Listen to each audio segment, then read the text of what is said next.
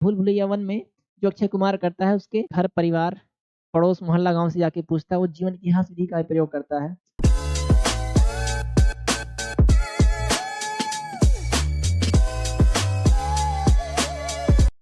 जय हिंद साथियों। संत कबीर विद्यापीठ PG college के ऑफिशियल यूट्यूब चैनल पे आपका स्वागत है। डिस्कस करेंगे आज हम लोग प्रश्नोत्तरी पे। पिछली जो भी क्लासेस हमने पढ़ा है शिक्षा मनोविज्ञान को या शिक्षा मनोविज्ञान की अध्ययन विधियां को, उससे संबंधित जो भी महत्वपूर्ण प्रश्न बनते हैं उसकी चर्चा हम लोग करते हैं। पहला प्रश्न आ रहा है आप लोग का, शिक्षा मनोविज्ञान नामक पुस्तक किस मनोवैज्ञानिक द्वारा लिखी गई है? पहला ऑप्शन है विलियम जेम्स, दूसरा है एडवर्ड एल थॉर्नडाइक का एडवर्ड ली थॉर्नडाइक, तीसरा है जॉन एडम्स और वुडवर्थ। तो शिक्षा मनोविज्ञान नामक पुस्तक जो लिखे थे वो लिखे थे एडवर्ड ली थॉर्नडाइक, और इन्हीं को आधुनिक शिक्षा मनोविज्ञान का जनक भी माना जाता है। तो शिक्षा मनोविज्ञान पुस्तक कौन लिखे? तो एडवर्ड ली थॉर्नडाइक या थॉर्नडाइक। दूसरा प्रश्न है, शिक्षा है एक सामान्य विधि, विद्यालय तक सीमित है, शिक्षा जीवन पर्यंत चलने वाली प्रक्रिया है, या कोई नहीं? तो जिस समय हमने पहले क्लास में बताया था शिक्षा क्या है, इसका अर्थ, परिभाषा, विशेषताएं, तो विशेषताओं में हमने डिस्कस किया था कि शिक्षा जीवन पर्यंत चलने वाली प्रक्रिया है। तो इस वाले का ऑप्शन जाएगा सी। अगला प्रश्न देखते हैं, राष्ट्रीय जीवन में शिक्षा का कार्य है। राष्ट्रीय जीवन में शिक्षा का क्या कार्य है? अंतरराष्ट्रीय महत्व का बोध, विवेक, वाणिज्य से समझ, या राष्ट्रीय संस्कृति की एकता को बनाए रखना। तो राष्ट्रीय जीवन में शिक्षा का कार्य अगर पूछ रहा है तो श्योर है कि अंतरराष्ट्रीय से संबंधित नहीं होगा, ये नहीं हो सकता। विवेक से, बुद्धि से ये इसका संबंध नहीं हो सकता, इसके कारण नहीं हो सकते। वाणिज्य से समझ भी नहीं होगा, इसका जगह राष्ट्रीय संस्कृति की एकता को बनाए रखना। ठीक है। अगला, मनोविज्ञान का जन्म हुआ। तो मनोविज्ञान की जो पहली क्लास थी उसमें हमने आप लोग से बताया था, एक डायग्राम भी आप लोग को बना के हम समझाए थे कि सपोज ये कोई पेड़ है, ये मनोविज्ञान का पेड़ है, इसकी उत्पत्ति हुई थी दर्शन शास्त्र से, और सबसे पहले इसे माना गया था आत्मा का विज्ञान, और फिर उसके बाद क्या माना गया इसको? मन या मस्तिष्क का विज्ञान। यानी इसकी उत्पत्ति कहाँ हुई मनोविज्ञान की? तो दर्शन शास्त्र से हुई। तो इस वाले का ऑप्शन जाएगा ऑप्शन नंबर सी, मनोविज्ञान की उत्पत्ति या मनोविज्ञान का जन्म दर्शन शास्त्र से हुआ। शिक्षा मनोविज्ञान एक स्वतंत्र विषय के रूप में स्थापित हुआ या एक स्वतंत्र विषय के रूप में आया? तो 20वीं शताब्दी में शिक्षा मनोविज्ञान एक स्वतंत्र विषय के रूप में स्थापित हुआ, और 1913 में जो पहली पुस्तक इसकी आई थी 1913 में लिखी गई थी। तो शिक्षा मनोविज्ञान का जन्म 20वीं शताब्दी में हुआ। प्रथम आधुनिक शिक्षा मनोवैज्ञानिक है, इसको हमने पहले प्रश्न में इसको डिस्कस कर दिया है कि प्रथम आधुनिक शिक्षा मनोवैज्ञानिक है एडवर्ड ली थॉर्नडाइक। ठीक है। मुझे एक बच्चा दो और बताओ उसे क्या बनाऊं, इंजीनियर, डॉक्टर या अन्य? शिक्षा मनोवैज्ञानिक ने कहा है, यानी ये किस शिक्षा मनोवैज्ञानिक ने कहा है कि आप मुझे एक बच्चा दो और यदि आप उसे कहो तो इंजीनियर, डॉक्टर, यहां तक कि मैं उसे चोर भी बना सकता हूं। तो ये कथन कहे थे वॉटसन ने। वॉटसन, जेबी वॉटसन, जॉन ब्रोडस वॉटसन, इन्होंने मनोविज्ञान को व्यवहार का विज्ञान कहा, और इन्होंने सबसे अधिक जो जोर दिया वो बच्चे के व्यवहार पे दिया, और वातावरण सबसे अधिक प्रभावित करता है, ये बात कहते हैं वॉटसन। और इन्हीं का ये कथन है कि आप मुझे एक बच्चा दो और आप उसे जो कुछ भी कहो मैं उसे बना सकता हूं, यहां तक कि एक चोर भी उसे बना सकता हूं। ठीक है ना।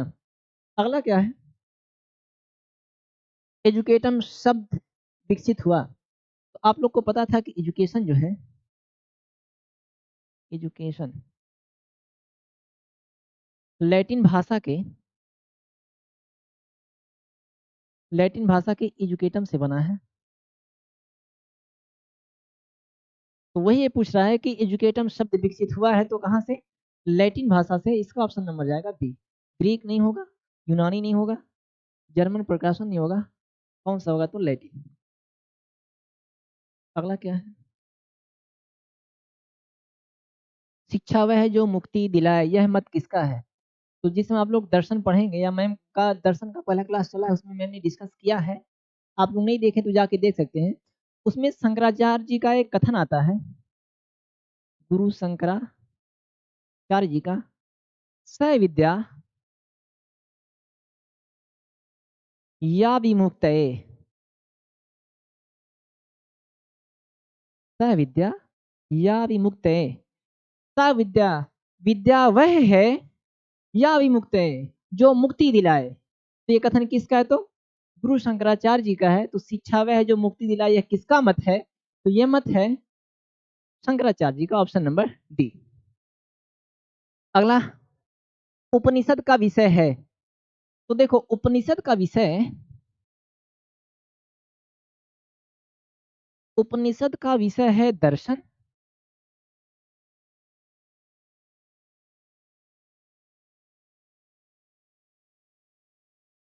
उपनिषद का विषय है दर्शन, और दर्शन का विषय क्या है? तो मानव, जीव, आत्मा, जगत, ये सब दर्शन के विषय हैं। तो ये प्रश्न क्या कह रहा है कि उपनिषद का विषय क्या है? तो उपनिषद का विषय है दर्शन। आगे हम लोग को शायद प्रश्न में मिले दर्शन का विषय है, तो दर्शन का विषय है आत्मा भी, जीव भी, जगत भी, यानी इसका आंसर हो जाएगा सभी।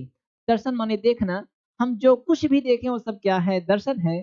तो दर्शन में आत्मा का भी अध्ययन, जीव का भी अध्ययन, जगत का भी अध्ययन, इसका आंसर जा रहा है, यानी दर्शन का विषय सभी हो गए।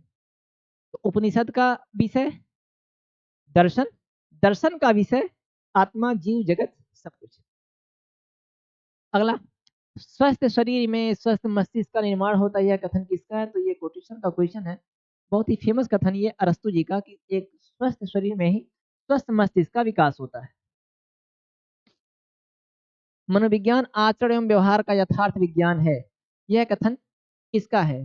तो मनोविज्ञान आचरण और व्यवहार का यथार्थ विज्ञान है, यह कथन है मैकडूगल जी का। ठीक है, अगला क्या है? मनोविज्ञान में व्यवहार का अध्ययन किया जाता है, यह मत किसका है? तो यदि आप लोग पिछला क्लास पढ़े होंगे तो आप लोग को याद होना चाहिए चीज कि मनोविज्ञान को व्यवहार का अध्ययन किसने कहा। उसके अगर विकास क्रम पे हम लोग एक नजर डालें तो मनोविज्ञान सबसे पहले, मनोविज्ञान को सबसे पहले कहा गया कि ये आत्मा का विज्ञान है, आत्मा का विज्ञान। इसको कहने वाले थे अरस्तु, डेकार्टे, रुडोल्फ गाइकल। इन सब मनोवैज्ञानिकों ने क्या कहा कि आत्मा का विज्ञान अध्ययन करना ही क्या है? मनोविज्ञान है। फिर बाद में इसकी कोई उपयुक्त परिभाषा ना होने के कारण आत्मा के विज्ञान वाली परिभाषा त्याग दी गई। अब फिर आगे पंपोनोजी लाते हैं कि मन का विज्ञान ही क्या है? मनोविज्ञान है, ये लाते हैं पंपोनोजी। बाद में मन की कोई परिभाषा ना होने के कारण इसे भी त्याग दिया गया और आता है तब क्या? चेतना का विज्ञान। चेतना का विज्ञान बताते समय इस पे अध्ययन किए विलियम वुंट, और इससे संबंधित एक प्रयोगशाला भी स्थापित की। कहाँ पे? तो लिपजिंग शहर में। नाम था उस प्रयोगशाला का लिपजिंग विश्वविद्यालय, वर्तमान में कार्ल मार्क्स यूनिवर्सिटी के नाम से जाना जाता है।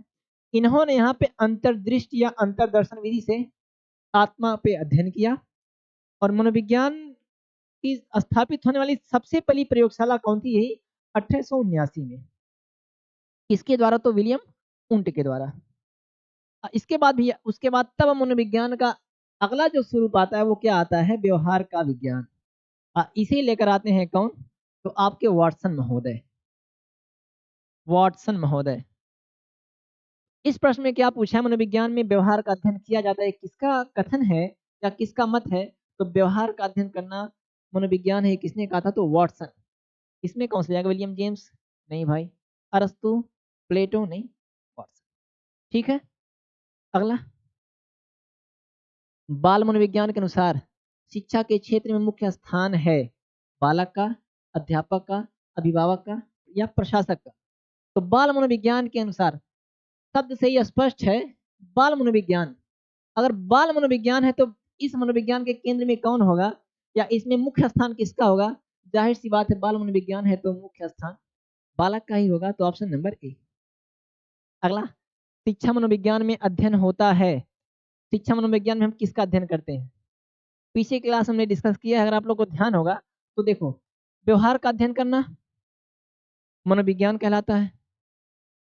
प्रश्न क्या कहा है कि शिक्षा मनोविज्ञान में अध्ययन किसका किया जाता है, तो ये वाला तो ऑप्शन जाएगा नहीं, क्योंकि व्यवहार का अध्ययन करने वाले को क्या कहते हैं, मनोविज्ञान।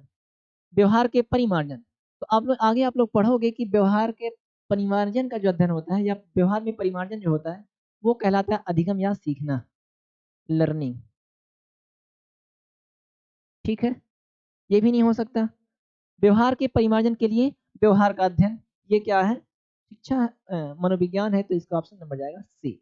व्यवहार के परिमार्जन के लिए व्यवहार का अध्ययन, शिक्षा मनोविज्ञान। अगला, निम्न में से कौन सी शिक्षा मनोविज्ञान की सर्वाधिक व्यक्तिनिष्ठ विधि है।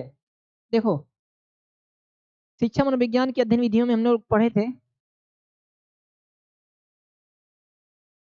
अंतरदर्शन विधि, हाँ अंतरदर्शन विधि, बहिर्दर्शन विधि, और इसी से दो शब्द निकल के आए थे, एक आया था व्यक्तिनिष्ठ और दूसरा आया था वस्तुनिष्ठ।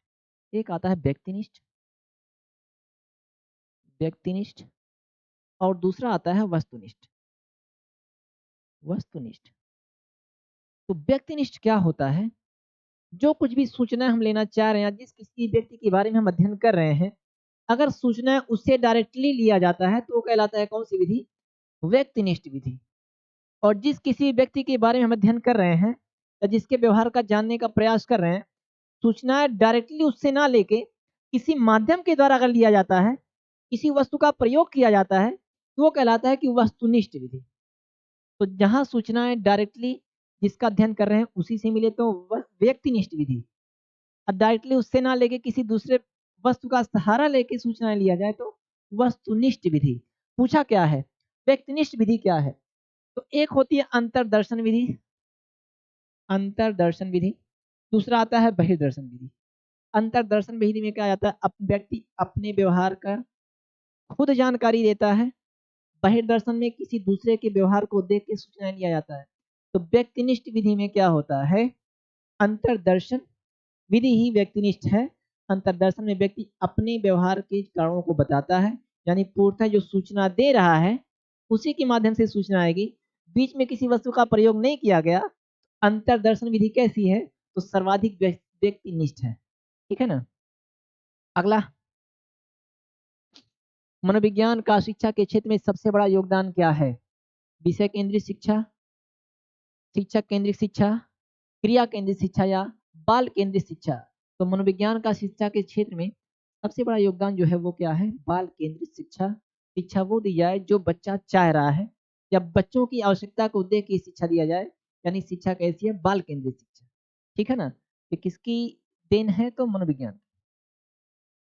शिक्षा मनोविज्ञान है विशुद्ध विज्ञान, व्यवहारिक विज्ञान, मानक विज्ञान या उपरिमित में से कोई नहीं। तो ये प्रश्न आप लोग जो देख रहे हो कि शिक्षा मनोविज्ञान है, ये हरियाणा टेट में शायद 2011 में ये क्वेश्चन पूछा जा चुका है प्राइमरी में।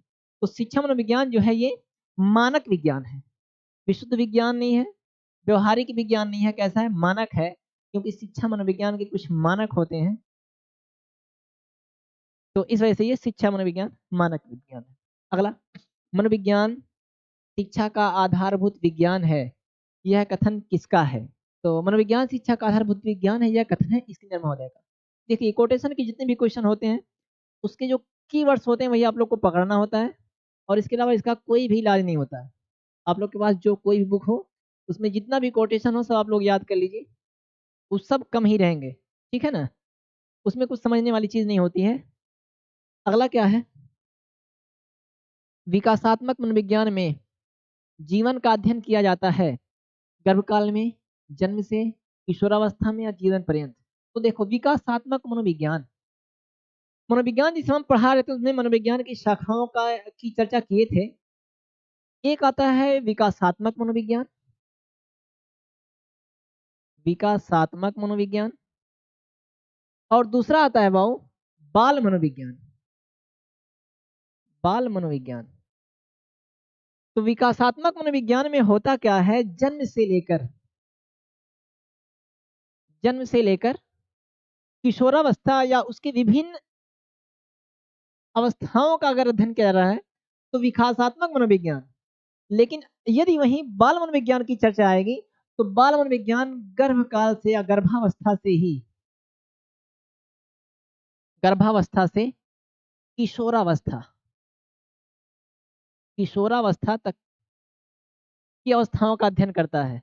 तो विकासात्मक मनोविज्ञान जन्म के बाद से उसका अध्ययन करना शुरू करता है, जबकि बाल मनोविज्ञान गर्भावस्था से ही डिम्बावस्था, पिंडावस्था, गर्भावस्था, फिर शैशवावस्था, बाल्यावस्था, किशोरावस्था, इन सब की चर्चा कौन करता है? तो बाल मनोविज्ञान। क्वेश्चन क्या पूछा है? विकासात्मक मनोविज्ञान में जीवन का अध्ययन किया जाता है, तो जन्म से उसकी विभिन्न अवस्थाओं का अध्ययन किया जाता है। और आगे शायद क्वेश्चन हमने डाला है, इसमें मिलेगा आप लोग को कि बाल मनोविज्ञान अध्ययन करता है तो वो गर्भावस्था से करता है। ठीक है, अगला क्या है? प्राथमिक शिक्षक के लिए बाल मनोविज्ञान का ज्ञान आवश्यक है, क्योंकि प्राथमिक शिक्षक के लिए बाल मनोविज्ञान का ज्ञान आवश्यक है क्योंकि यह बच्चों को अनुशासित बनाने में सहायता करता है। यह मात्र एक पक्ष का अध्ययन कर रहा है, तो ये तो आंसर नहीं हो सकता। परीक्षा में परिणाम में उन्नति होती है, बिल्कुल नहीं। यह बच्चों को अभिप्रेरित करने के लिए सुविधाजनक होता है, हो सकता है। यह बच्चों के व्यवहार को समझने में शिक्षक की सहायता करता है। देखो, व्यवहार को समझने में, मनोविज्ञान शब्द ही क्या है? व्यवहार को समझना। और बच्चों के व्यवहार को समझने में बाल मनोविज्ञान अध्ययन करता है, तो इसका ऑप्शन नंबर जाएगा डी। ठीक है, अगला, बाल मनोविज्ञान के आधार पर कौन सा कथन सर्वोत्तम है? बाल मनोविज्ञान के आधार पर आप लोग को बस इसी पे फोकस करना है कि बाल मनोविज्ञान है क्या और इस आधार पे क्या आंसर सही हो सकता है। तो पहला, सारे बच्चे एक जैसे होते हैं? बिल्कुल नहीं। कुछ बच्चे एक जैसे होते हैं? हो सकता है। कुछ बच्चे विशिष्ट होते हैं? प्रत्येक बच्चा विशिष्ट होता है। तो जो सबसे व्यापक आंसर है क्या? प्रत्येक बच्चा विशिष्ट होता है। बाल मनोविज्ञान का अर्थ है कि बच्चों का अध्ययन करो। बच्चों का अध्ययन का मतलब प्रत्येक बच्चा कहीं ना कहीं एक दूसरे से भिन्न है, तभी बच्चों का अध्ययन करना है। सब एक जैसे होते तो अध्ययन क्या करना है? एक टू का अध्ययन करो, सब पे मार दो ही। तो प्रत्येक बच्चा विशिष्ट होता है, यह बाल मनोविज्ञान का आधार होता है। अगला, बाल मनोविज्ञान का क्षेत्र है केवल शैशवावस्था की विशेषताओं का अध्ययन, इससे पहले अभी हम समझाए हैं। केवल गर्भावस्था की विशेषताओं का अध्ययन, केवल बाल्यावस्था की विशेषताओं का अध्ययन, बिल्कुल नहीं। गर्भावस्था से किशोरावस्था की विशेषताओं का अध्ययन ही क्या है? बाल मनोविज्ञान का क्षेत्र है। अगर विकासात्मक मनोविज्ञान का क्षेत्र पूछे तो जन्म से विभिन्न अवस्थाओं का अध्ययन। ठीक है, प्रयोगात्मक विधि को सर्वप्रथम प्रस्तावित किया था। प्रयोगात्मक विधि, याद करिए मनोविज्ञान का विकास क्रम। आज सबसे पहले जो प्रयोगशाला खुली थी लिपजिंग नगर में, किसने खोला? तो विलियम उंट ने। प्रयोगात्मक विधि को सर्वप्रथम प्रस्तावित किसने किया? तो विलियम उंट ने। ज्यादा सोचने विचारने की जरूरत ही नहीं है। अगला, एक शिक्षक को अपने शिक्षार्थियों की क्षमताओं को समझने का प्रयास करना चाहिए। निम्नलिखित में से कौन सा क्षेत्र इस उद्देश्य के साथ संबद्ध है? सामाजिक दर्शन, मीडिया मनोविज्ञान, शिक्षा मनोविज्ञान, शिक्षा समाजशास्त्र। प्रश्न अगर आप लोग पढ़ोगे तो एक शिक्षक को अपने शिक्षार्थियों की क्षमताओं को समझना, शिक्षक को अपने शिक्षार्थियों की क्षमताओं को समझना है, तो उसमें सामाजिक दर्शन तो नहीं हो सकता। सामाजिक दर्शन में होता क्या है? सामाजिक दर्शन में समाज के दृष्टिकोण का अध्ययन किया जाता है। मीडिया मनोविज्ञान, ये भी नहीं हो सकता। अब शिक्षा मनोविज्ञान भी हो सकता है, इसमें भी आप लोग का दिमाग अटक सकता है कि शिक्षा समाजशास्त्र या शिक्षा मनोविज्ञान। तो देखो भाव, शिक्षा मनोविज्ञान शैक्षिक परिस्थितियों में व्यवहार का अध्ययन करता है और अपने विद्यार्थियों की क्षमताओं को समझना है, यानी शैक्षिक परिस्थितियों में अध्ययन करना है। और शिक्षा समाजशास्त्र समाज से संबंधित या समाज की शिक्षा व्यवस्था का अध्ययन करता है, शिक्षा समाजशास्त्र। जबकि शिक्षक अपने शिक्षार्थियों की क्षमताओं का अध्ययन करेगा तो शिक्षा मनोविज्ञान में। ठीक है ना। अगला, निम्न में से किस दार्शनिक ने मनोविज्ञान को आत्मा का विज्ञान कहा है? तो मनोविज्ञान के विकास क्रम में हम लोग सबसे पहले देखे थे कि मनोविज्ञान क्या था, तो आत्मा का विज्ञान था। इसको कहने वाले कौन थे? प्लेटो, अरस्तु, डेकार्टे, रुडोल्फ गाइकल, इन सब ने मनोविज्ञान को आत्मा का विज्ञान माना। अब फिर आता है इसके बाद मन का विज्ञान। मन का विज्ञान कौन कहे? तो पंपोनोजी। फिर आता है चेतना का विज्ञान, विलियम उंट कहते हैं। फिर आता है व्यवहार का विज्ञान, वॉटसन कहते हैं। प्रश्न में दिया है आत्मा का विज्ञान किसने माना है? तो प्लेटो व अरस्तु ने माना है। ठीक है, अगला, शिक्षा मनोविज्ञान जन्म से लेकर वृद्धावस्था तक प्राणी से संबंधित अधिगम के अनुभवों का वर्णन एवं व्याख्या करता है। तो जन्म से लेकर वृद्धावस्था तक प्राणी के से संबंधित जो भी अध्ययन कर रहा हो, ये याद कर लो कीवर्ड क्या है, जन्म से लेकर वृद्धावस्था तक की बात जहां भी आएगी कौन करेंगे, तो क्रो एंड क्रो महोदय करेंगे।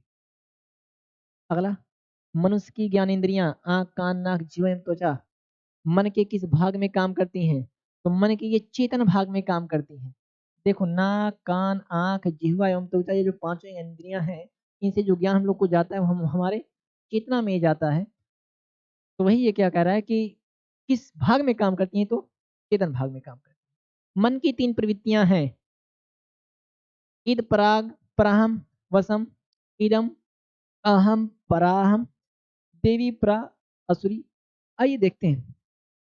अच्छा, आपको बताए थे हमने कि मन का विश्लेषण किसने किया, तो मन का विश्लेषण किए थे, मन का विश्लेषण यानी मनोविश्लेषणात्मकवाद, सिगमंड फ्रायड आते हैं, उसके जनक सिगमंड फ्रायड। इन्होंने मन का विश्लेषण किया और मन के तीन प्रकार बताए। पहला क्या बताया, चेतन मन। दूसरा बताया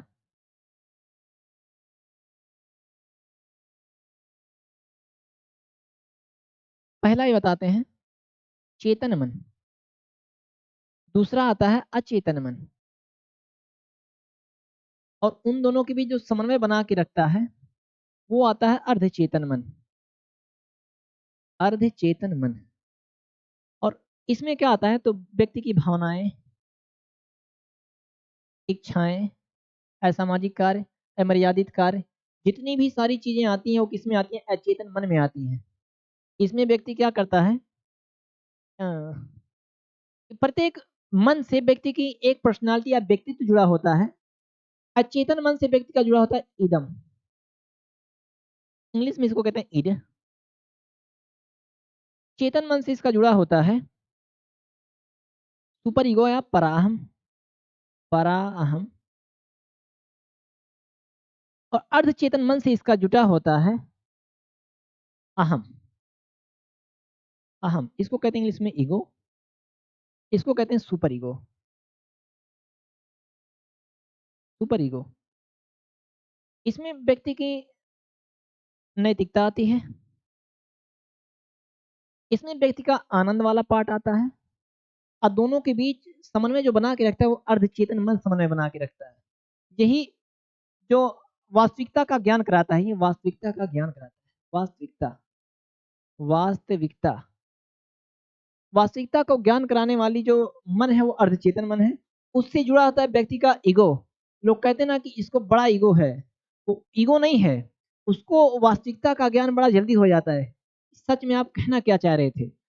अच्छा, ये जो वास्तविकता का ज्ञान कराने वाला चेतन मन है, यही चेतन मन और अचेतन मन यानी नैतिकता के भाग और आनंद वाले भाग के बीच एक बॉर्डर या संतुलित अवस्था बना के रखता है।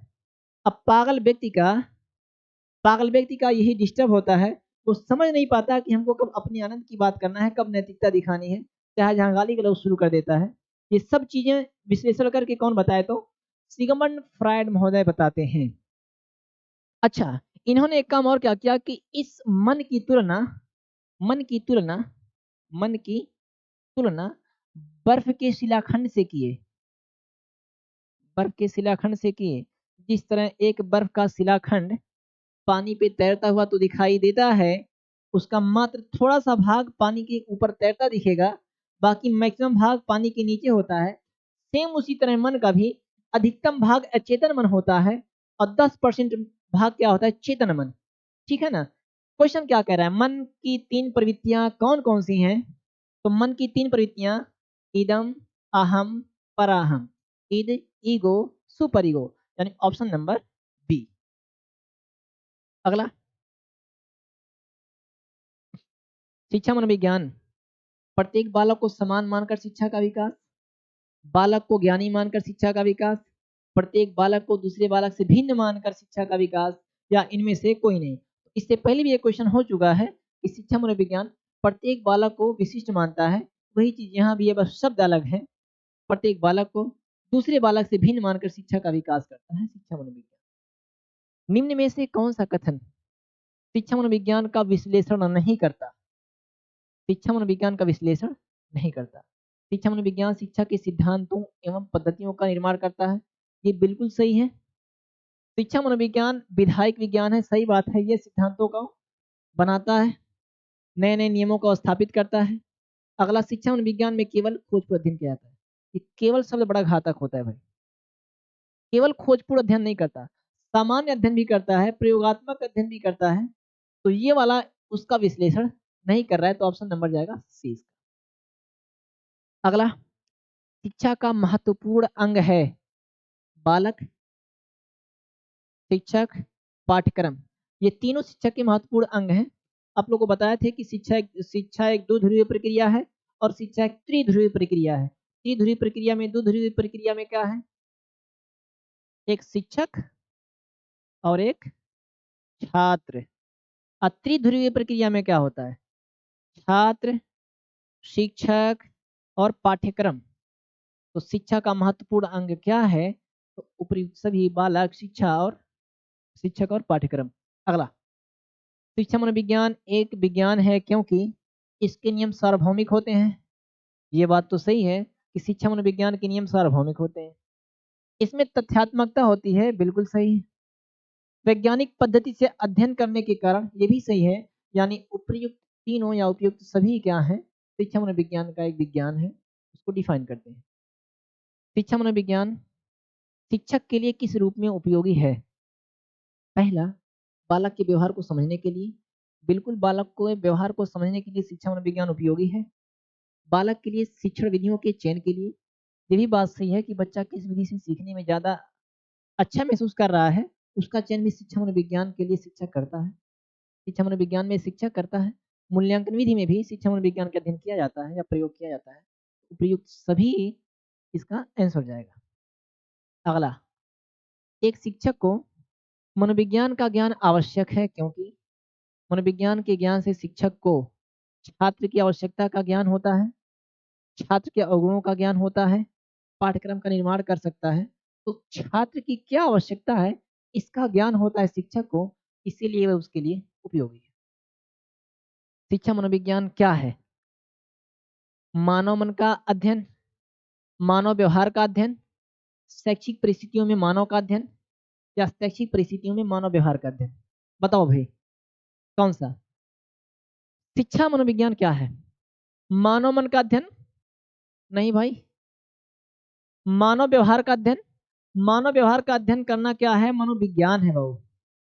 अब पूछा क्या है? शिक्षा मनोविज्ञान। शैक्षिक परिस्थितियों में मानव का अध्ययन, शैक्षिक परिस्थितियों में तो ठीक था, मानव का अध्ययन नहीं करता बाबू, मानव के व्यवहार का अध्ययन करता है, तो ये भी नहीं होगा। शैक्षिक परिस्थितियों में मानव व्यवहार का अध्ययन ही क्या है? शिक्षा मनोविज्ञान है। यानी इसका ऑप्शन नंबर डी। शिक्षा मनोविज्ञान का शिक्षण में प्रयोग करने वाले विद्वान हैं। शिक्षा मनोविज्ञान का शिक्षण में प्रयोग करने वाले मनोवैज्ञानिक कौन है? तो वो है पेस्टोलॉजी। इस पेस्टोलॉजी ने, इन्होंने अपने 3.5 वर्षीय पुत्र पे अध्ययन किया और उसी पे किताब लिख डाली। उस किताब का नाम है बेबी बायोग्राफी। बेबी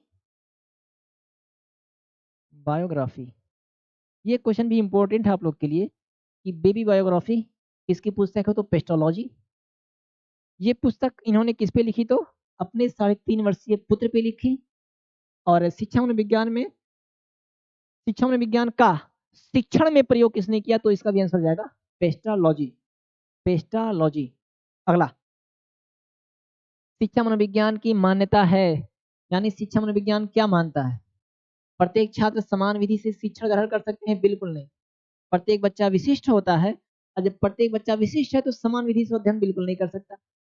न पढ़ने वाला छात्र भी वैज्ञानिक बन जाता है? बिल्कुल नहीं। सभी छात्र को एक दूसरे से भिन्न मानकर शिक्षा का विकास करता है। और चौथा है, शिक्षा मनोविज्ञान की एक निर्जीव व्यक्ति का अध्ययन करता है। निर्जीव व्यक्ति मतलब कोई व्यक्ति मरा हुआ है, उसका अध्ययन करेगा शिक्षा मनोविज्ञान? नहीं। तो सभी छात्र को एक दूसरे से भिन्न मानकर शिक्षा का विकास करता है, शिक्षा मनोविज्ञान। और लगभग यही प्रश्न हम लोग 3 जगह देख चुके हैं, बस भाषा अलग थी। अगला, शिक्षा मनोविज्ञान शैक्षिक परिस्थितियों में मनोवैज्ञानिक पक्ष का अध्ययन करता है, यह कथन किसका है? तो शिक्षा मनोवैज्ञानिक शैक्षिक परिस्थितियों में मनोवैज्ञानिक पक्ष का अध्ययन करना, ये कथन है प्रोफेसर ट्रो का, प्रोफेसर ट्रो। शिक्षा मनोविज्ञान का संबंध है केवल मनोविज्ञान से, केवल दर्शन से, केवल मानसिक व सामाजिक पक्ष से, सभी विषयों से। शिक्षा मनोविज्ञान का संबंध सभी विषयों से होता है, ठीक है ना। शैक्षिक परिस्थितियों में जो भी विषय आते हैं सबसे संबंध होगा शिक्षा मनोविज्ञान का, ठीक है। अगला, शिक्षा मनोविज्ञान शिक्षक निर्माण की आधारशिला है, यह कथन किसका है? तो शिक्षा मनोविज्ञान शिक्षक निर्माण की आधारशिला है, यह कथन है आपके स्किनर महोदय का, ठीक है ना। इसके लिए आप लोग ना इसका कोई ट्रिक है ना कुछ समझने वाली बात है, कोटेशन के सारे प्रश्न बस आप लोग को याद करने होते हैं। अगला, मनोविज्ञान अध्ययन की बहिर्दर्शन विधि के प्रवर्तक हैं।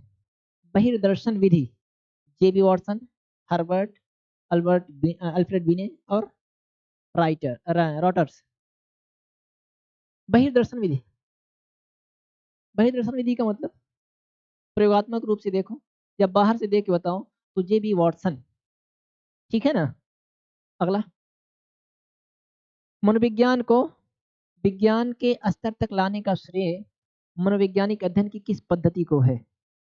तो मनोविज्ञान को विज्ञान के स्तर तक लाने के लिए देखो कोई भी विषय है, अगर उसमें विज्ञान शब्द जोड़ना है तो श्योर है उसमें प्रयोग लाना कंपल्सरी है, उसमें प्रयोग का होना जरूरी है।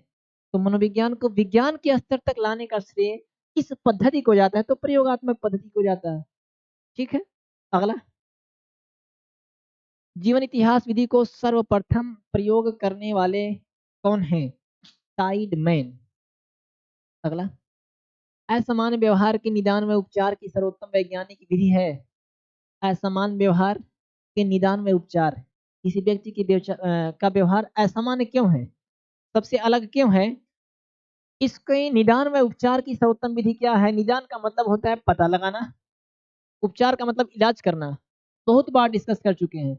इसके लिए सबसे सर्वोत्तम विधि कौन सी है? तो अंतरदर्शन, उससे पूछ के बहिर्दर्शन, व्यक्ति इतिहास विधि या समाज मितीय विधि। तो सबसे उत्तम विधि कौन सी है? तो समाज मितीय व्यक्ति इतिहास विधि आती है, व्यक्ति इतिहास विधि। समाज मिति विधि में क्या क्या आता है? समाज से पूछा जाता है, तो समाज कई तरह के व्यक्ति होंगे, पता नहीं कैसी राय देंगे। सर्वोत्तम विधि के लिए कह रहा है, तो सर्वोत्तम विधि में व्यक्ति इतिहास विधि आएगी कि उसके इतिहास के बारे में पूछा जाए। वही भूल भुलैया 1 में जो अक्षय कुमार करता है, उसके घर परिवार पड़ोस मोहल्ला गांव से जाके पूछता है, वो जीवन इतिहास विधि का प्रयोग करता है। अब किसी भी व्यक्ति के व्यवहार में जो निदान उपचार है, असमान व्यवहार क्यों है, उसका पता लगाने के लिए सबसे बढ़िया अगर कोई विधि है तो व्यक्ति इतिहास विधि है। अगला, मनोविज्ञान की भारत में प्रथम प्रयोगशाला कहाँ और किसने स्थापित की? तो मनोविज्ञान की भारत में प्रथम प्रयोगशाला स्थापित करने वाले थे प्रोफेसर सेनगुप्त जी, और कलकत्ता में इन्होंने खोला था 1910 के आसपास लगभग, ठीक है ना। और मनोविज्ञान में स्थापित होने वाली ये तीसरी प्रयोगशाला थी, तो इसका आंसर हो जाएगा कलकत्ता में प्रोफेसर सेनगुप्त जी। कौन सा सिद्धांत व्यक्त करता है कि मानव मस्तिष्क एक बर्फ की बड़ी चट्टान के समान है, जो कि अधिकांशतः छिपी रहती है एवं उसमें चेतन के 3 स्तर हैं? तो अभी हमने मनोविश्लेषणवाद जो समझाया, उसमें सिगमंड फ्रायड ने मन की तुलना बर्फ के शिलाखंड से की, कि जिस तरह बर्फ का शिलाखंड पानी पे तैरता है, उसका कुछ अंश दिखाई देता है, अब मैक्सिमम भाग डूबा रहता है, उसी तरह मन के थोड़ा सा चेतन भाग तो दिखता है, लेकिन उसके अचेतन भाग की गहराई अथाह होती है। तो बर्फ से तुलना किसने किया? तो मनोविश्लेषणात्मक सिद्धांत ये बात कहता है, और इसको देने वाले हैं कौन? सिगमंड फ्रायड, ठीक है ना। अगला, जिन इच्छाओं की पूर्ति नहीं होती उनका भंडार गृह निम्नलिखित में से कौन सा होता है? मनोविश्लेषणवाद को जब अभी को हम समझा रहे थे तो बताए थे कि ये आनंद का नियम फॉलो करता है, इसमें इसकी गहराई असीमित होती है, यानी इच्छाओं की कभी पूर्ति नहीं हो सकती, इच्छाएं भी असीमित होती हैं, तो इनका स्थान कहाँ होगा? तो इद या इदम में। इंग्लिश में इसको कहते हैं इद, आईडी इद। ईगो को कहते हैं, अहम को कहते हैं ईगो, पराम को कहते हैं सुपर ईगो। सुपर ईगो, ये दो को मिला दिया, आंसर इसका जाएगा इदम। इच्छाओं की पूर्ति नहीं होती। मनोविश्लेषणात्मक सिद्धांत के प्रवर्तक हैं तो सिगमंड फ्रायड, चीजें हम लोग जान चुके हैं। अगला, प्रथम शैक्षिक मनोवैज्ञानिक कहा जाता है तो थॉर्नडाइक को, ये था होना चाहिए थॉर्नडाइक को, ठीक है, एडवर्ड ली थॉर्नडाइक। शिक्षा मनोविज्ञान के अंतर्गत सीखना विज्ञान है, सीखना विज्ञान है, सिखाना कला है, यह कथन किसका है? तो ऑप्शन से ही देख आप लोग को स्पष्ट हो रहा होगा कि ये कथन तो स्किनर का ही है, लेकिन यहाँ चार चार स्किनर बैठे हैं, तो इसमें भी कौन स्किनर? तो इसमें आते हैं B F Skinner, Burrhus, Frederick, Frederick Skinner. यानी सीखना विज्ञान है और सिखाना कला है, ये अवधारणा किसके? तो बी एफ स्किनर की। विलियम स्किनर ना भाई ना, चार्ल्स स्किनर नहीं, ओनली स्किनर, ये भी नहीं। ठीक है, अगला, शिक्षा मनोविज्ञान नामक आंदोलन का सूत्रपात माना जाता है अरस्तु की अध्ययन पद्धति से, रूसो की प्रकृतिवादी विचारधारा से, दोनों आंदोलनों का सूत्रपात, या इनमें से कोई नहीं। तो शिक्षा मनोविज्ञान नामक जो आंदोलन हुआ या शिक्षा मनोविज्ञान का सूत्रपात या इसका जन्म रूसो की पद्धति से माना जाता है, जो कि प्रकृतिवादी पद्धति थी या प्रकृतिवादी विचारधारा थी। तो इसका आंसर हो जाएगा रूसो की प्रकृतिवादी विचारधारा। शिक्षा मनोविज्ञान नामक आंदोलन का सूत्रपात कहाँ से हुआ? तो रूसो की शिक्षा मनोविज्ञान में प्रकृतिवादी विचारधारा से उसका जन्म हुआ। शिक्षा मनोविज्ञान जरूरी है शिक्षक के लिए, सही बात है। शिक्षा मनोविज्ञान का ज्ञान अगर शिक्षक को नहीं है तो शायद उतना प्रभावशाली उसका शिक्षण नहीं हो सकता। अभिभावक के लिए भी जरूरी है, छात्र के लिए भी जरूरी है, यानी इसका आंसर जाएगा सभी के लिए, ऑप्शन नंबर डी, उपयुक्त सभी के लिए। शिक्षा मनोविज्ञान सहायक है अनुशासन में, मूल्यांकन में, बाल विकास के ज्ञान में, या सर्वांगीण विकास। तो शिक्षा मनोविज्ञान सर्वांगीण विकास में सहायक है, क्योंकि शिक्षा मनोविज्ञान ऐसी परिस्थितियों में अध्ययन करता है और उसमें सभी पक्षों का अध्ययन करता है, तो सर्वांगीण विकास में सहायक है। अगला, शिक्षा मनोविज्ञान सहायक है स्वयं को समझने में। क्वेश्चन सेम रहे लेकिन इसका ऑप्शन बदल गया है। स्वयं को समझने में, बालक को समझने में, शिक्षण विधियों के चयन में, या संपूर्ण शैक्षिक प्रक्रिया में। तो संपूर्ण शैक्षिक प्रक्रिया में शिक्षा मनोविज्ञान सहायक है, ठीक है ना। उसमें स्वयं को समझना भी आएगा, बालक को भी समझना आएगा, शिक्षण विधियों के चयन भी आएंगे। तो इसका आंसर हो जाएगा संपूर्ण शैक्षिक प्रक्रिया में। शिक्षा मनोविज्ञान की प्रथम प्रयोगशाला की स्थापना की थी। तो शिक्षा मनोविज्ञान की प्रथम प्रयोगशाला कौन स्थापित किए थे? तो जॉन डीवी स्थापित किए थे, ठीक है। निम्न कथनों में कौन असत्य है? शिकागो वाला, निम्न कथनों में कौन असत्य है? प्रत्येक स्थिति में विद्यार्थी के लिए सीखने का भेद होता है। शिक्षा मनोविज्ञान शुद्ध विज्ञान है, जैसे कि गणित और भौतिकी। शिक्षा मनोविज्ञान का अध्ययन विधियों में एक विज्ञान है। शिक्षा मनोविज्ञान में सभी शिक्षा स्थितियां सम्मिलित होती हैं। असत्य बताना है तो देखो, शिक्षा प्रत्येक स्थिति में विद्यार्थी के लिए सीखने का भेद होता है, सही है। शिक्षा मनोविज्ञान शुद्ध विज्ञान है, जैसे कि गणित भौतिकी। शिक्षा मनोविज्ञान एक स्वतंत्र विषय के रूप में स्थापित हो चुका है, तो जिस तरह गणित है, भौतिकी है, उसी तरह शिक्षा मनोविज्ञान भी है। शिक्षा मनोविज्ञान का अध्ययन विधियों में एक विज्ञान है, नहीं, अध्ययन विधियों में एक विज्ञान नहीं है, ये अपने आप में एक पूरा का पूरा क्या है? विषय है। शिक्षा मनोविज्ञान में सभी शिक्षा स्थितियां सम्मिलित होती हैं, ये भी सही है। असत्य पूछा था तो इसका ऑप्शन नंबर सी जाएगा, जो कि असत्य है। अगला, शिक्षा मनोविज्ञान का मुख्य केंद्र बिंदु होता है अध्यापक एक अनुदेशन के रूप में, अधिगमकर्ता एक व्यक्ति के रूप में, शिक्षण विधि एक व्यूहरचना के रूप में, या परिस्थिति एक वातावरण के रूप में। तो मुख्य केंद्र बिंदु होता है कौन? बच्चा। और यहाँ पे क्या दिया है कि अधिगमकर्ता एक व्यक्ति के रूप में, अधिगमकर्ता जो भी होगा वही केंद्र बिंदु होगा शिक्षा मनोविज्ञान में, यानी जो सीखने वाला है उसी के अनुसार ही शिक्षा दी जाए, शिक्षा मनोविज्ञान यही कहता है। तो ऑप्शन नंबर बी, अधिगमकर्ता एक व्यक्ति के रूप में, अध्यापक एक अनुदेशन के रूप में, ये मुख्य केंद्र बिंदु नहीं होता।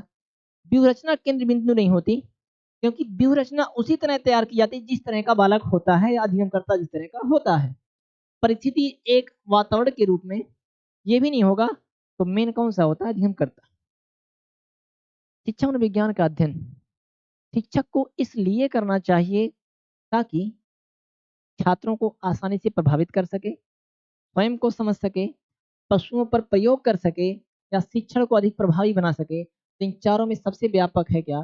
शिक्षण को अधिक प्रभावी बना सके, आसानी से प्रभावित कर सके, स्वयं को समझ सके, पशुओं पर प्रयोग कर सके। सबसे व्यापक क्या है? ये तो ये हम लोग की 60 प्रश्नों की एक प्रश्नावली जो कि पिछले टॉपिक्स पे ही आधारित था। अगर आप लोग उसको बढ़िया से पढ़ें, उसकी विशेषताएं, विभिन्न पहलुओं को अच्छे से समझ लिए हैं तो शायद इन सब प्रश्नों में कोई दिक्कत नहीं आएगी। आज के लिए इतना ही। अगले क्लास में हम लोग देखते हैं इसके आगे की चीजें। धन्यवाद।